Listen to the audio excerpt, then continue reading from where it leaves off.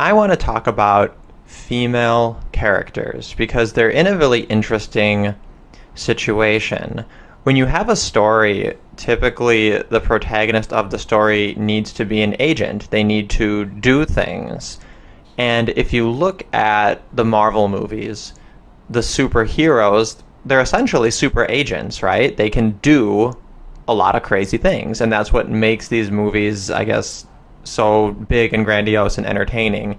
To me, I think they're really boring. I'm completely sick of the Marvel universe. I don't care about any of the movies at all. I just think it's Doctor Strange was kind of interesting. He's, I think, the only interesting character. I think the rest of them, their powers are just boring. I guess at least with Spider-Man, there's a little bit of a flavor surrounding it.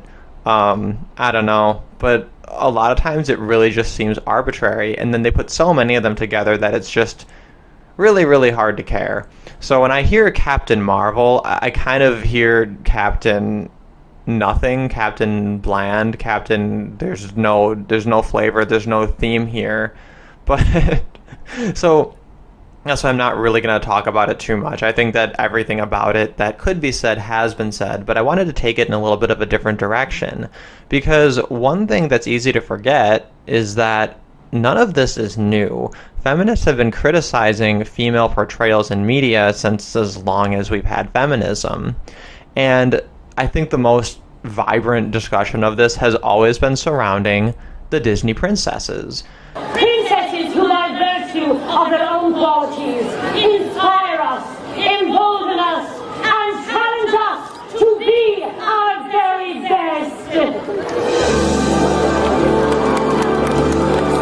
These are seen as kind of the perfect epitome of a female model. And the whole feminist conception of the way media works is that little girls, they don't naturally like princesses. They are presented with these princesses, and then they decide to emulate them. Now, I think there's such a thing as influence. I don't deny that media can influence things and that people can take on role models from media, but I think generally that equation is a little bit backwards. Our media and the things we consume and the things we like reflect what we want. They're trying to produce things that, like I said, reflect our values. And, little girls are like little girls, and they like the things that little girls like. And this is really, I think, the more useful way to look at the official princess line. Yes, that is the name of the line of officially designated princesses. I've done a lot of research. I made my way over to the Disney Princess Wiki, and I've really gotten to the bottom of a lot of this shit. So, what feminists always complain about is that, especially if you look at very, very early Disney princesses, they're just the perfect archetype of the female gender role. And Snow White, they call her anti-feminist. And by this, they don't mean that Snow White was like a men's rights advocate and wanted actual equality of the sexes or was a big traditionalist or anything. And not necessarily that she was really an advocate for anything like that. Really just she was a pretty feminine character. Probably the most feminine of any of them. She sings and she's very kind and she likes all the animals and she's very compassionate, but a little bit stern at times. Very, very motherly. Hello there. What's the matter? Where's your mom and papa? Why, I believe you're lost. Very vulnerable. She has apparently not a lot of agency. In her own story, the entire plot kind of just happens around her. So, the feminist criticisms of Snow White are actually pretty sensible. There's a lot of reasons not to like Snow White as a character. She's just a little bit doofy and way too trusting. But there's a message in that, And I guess another reason feminists don't like her is that she encourages girls to be kind and caring and nice and sweet. She's very domesticated. I guess cleaning is something they really don't like depictions of. This was also a beef they had with Cinderella. They hate seeing a woman clean. They hate seeing a woman make things. Even though Cinderella, makes her dress, and this is then a vehicle of her own agency, right? So she's actually uses what's around her and uses her femininity in a way that's very productive and eventually leads to her, finding happiness or whatever. But something interesting happens as you go further and further down this princess line, and probably the most revolutionary of all the Disney princesses is the best Disney princess, Belle. You'll notice, I'm going to show a clip here of, they had like this big coronation ceremony where Merida became the official 11th Disney princess, and the woman introducing them, she like has things she says about each of the princesses, right? And she's just like trying to like, you could tell they really tried to distinguish each of these, but like Aurora and Cinderella and Snow White are basically kind of the same person, but there's only one princess that they describe as smart. Compassionate to all.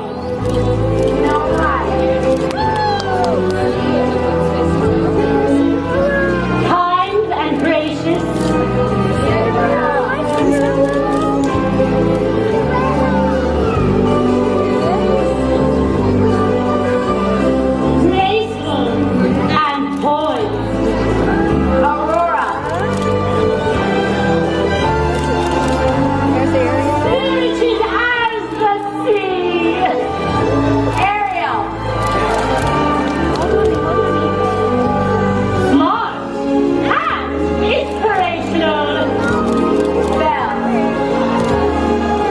As far as we know, actually, she may be the only literate Disney princess.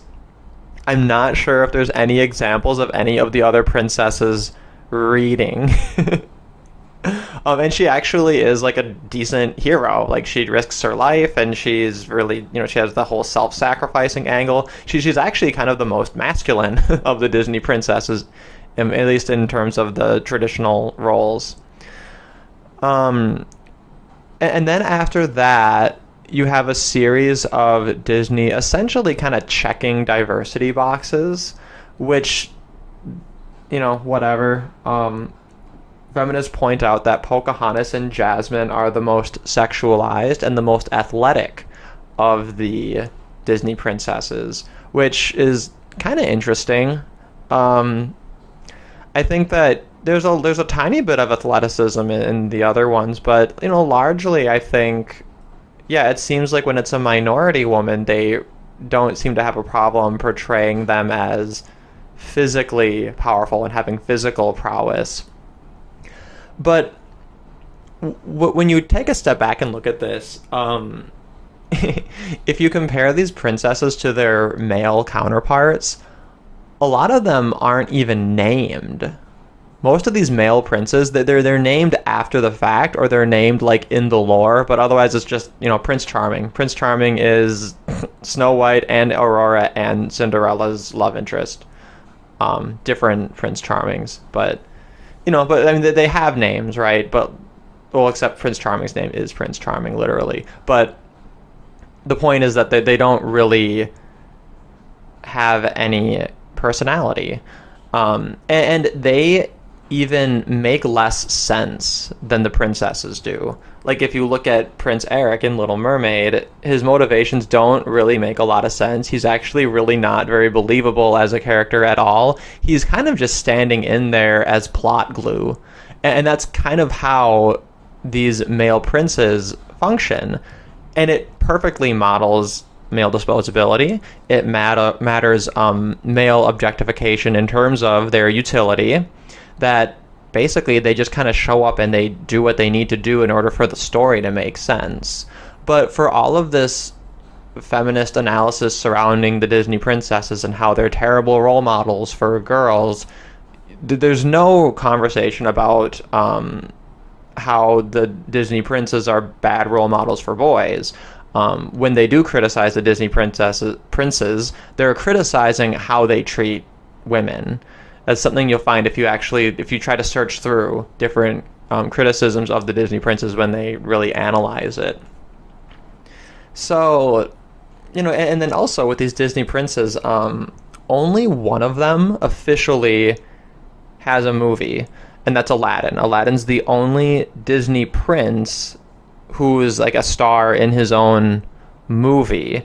And an argument could be made for Tarzan. There is a theory that Tarzan is Elsa and Anna's brother. And that's like a legit, like, real theory, even though it's like completely bong hit as hell. So one, arguably two, Disney princes have movies. But it makes you wonder, what is a good female character? And I've kind of re-examined Snow White and realized she's not such a bad character. I don't think there's anything wrong with having this model of the perfect domesticated, feminized sort of a character.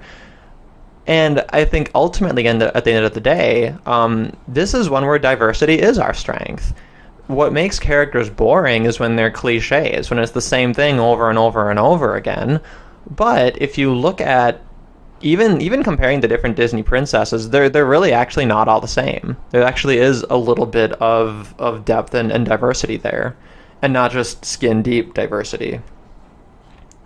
But with Captain Marvel, I guess I can't really say anything about it because I haven't seen the movie. I read an article from somebody who did see it, and they were trying to basically reassure everyone that no, it's not as bad as you think it is, blah, blah, blah, blah, blah. Whatever. She points out, actually, I didn't actually check if the article writer was a woman or not, but they said there's very subtle hints of her femininity that ultimately don't really affect the plot. For example, someone asks her to smile and she ignores it. And this is supposed to be something that's kind of like a dog whistle for women. Like men aren't supposed to notice that women have been bitching about them about don't tell me not to smile for like the last 10 or 20 years or whatever. Or like she has to go get her shoes at one point. I don't know who fucking cares.